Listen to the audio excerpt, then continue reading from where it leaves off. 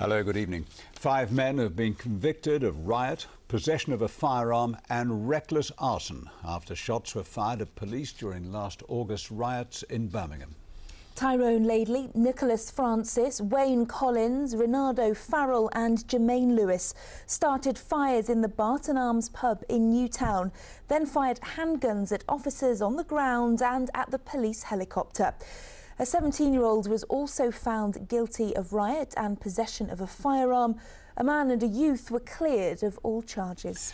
Our reporter Charlotte Grant has been following this story from the start and examined exactly what happened on that night using CCTV pictures shown to the jury during the 6-week trial at Birmingham Crown Court.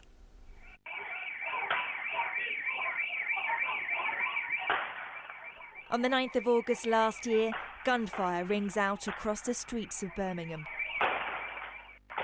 CCTV picks up a gang of around 30 people. As the camera zooms in, a gunman aims and fires. Moments later, a second man also shoots. At least 12 shots were fired that night from as many as 4 weapons. Nearby, police, seeing the gang who've already fired at their colleagues, radio to officers to pull out. Shots fired, that's all received. 1-6, withdraw to a safe distance, please. The court heard that this was a planned and organised attack. As well as firing at officers on the ground, the jury's told the police helicopter itself was also shot at. Without protective uniform, officers feared for their lives. Extremely threatened. During that time, there was nothing to suggest that this was going to take place.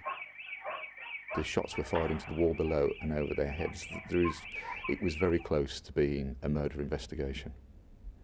Any of those shots had hit an officer, then we were looking at a completely different set of circumstances today.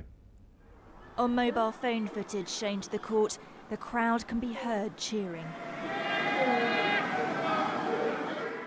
The jury heard that before firing at police, the group attacked the Bartons Arms pub in Aston. Carrying petrol bombs, they set about throwing furniture into the road.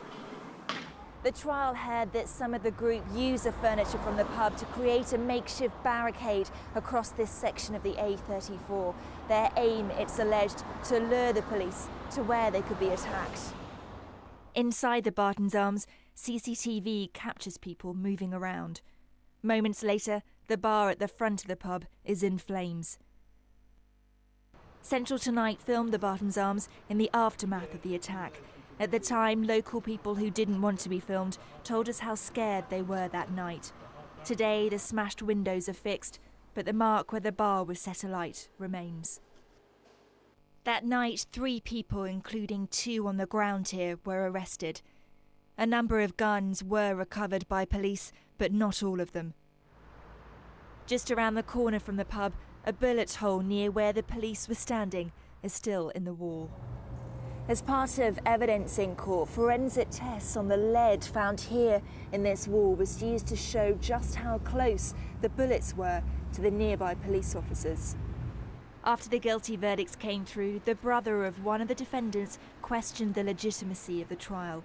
20-year-old Tyrone Laidley, it was claimed, was the man who shot at the police helicopter.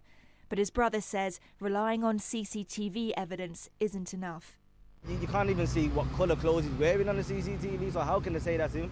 There's no witnesses to say, oh, we saw Tyrone.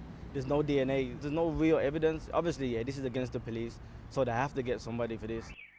The 6 convicted have been told to expect lengthy custodial terms. They'll be sentenced tomorrow. Charlotte Grant in Birmingham for Central Tonight. It's been